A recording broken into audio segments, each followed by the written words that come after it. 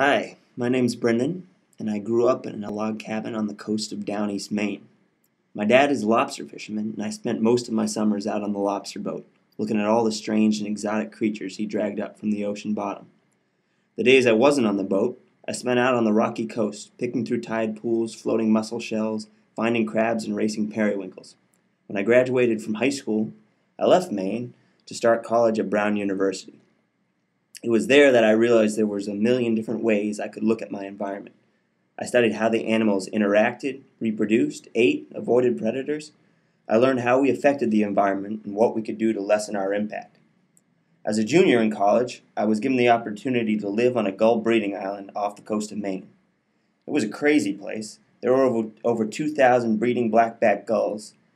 When the gull chicks were young, the parents became incredibly aggressive. We had to run from building to building, waving sticks over our heads to keep from being attacked.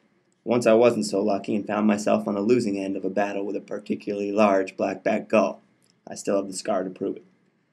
I spent almost every day out there scuba diving. I dove with seals, dove at night, swam through forests of kelp as colorful as any coral reef, and caught 17-pound lobsters by hand.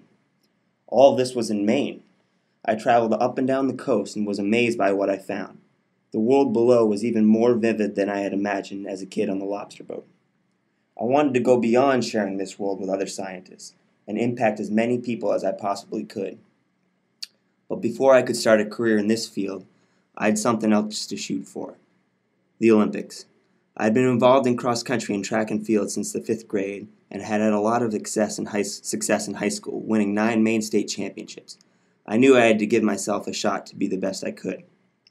I moved down to North Carolina and lived in an Olympic training center. I traveled around the world and competed professionally for 4 years until this August at the Olympic trials, where I missed the Olympic team by about a second. It was an incredible experience, but I was ready to move on. I moved back to Maine and started searching for a way to pick up where I had left off with marine biology. It was this September 2008 that I came across the Gulf of Maine Research Institute. It was exactly what I had been looking for, the perfect place to explore the environment I had come to love and pass on the information to the next generation of scientists, you.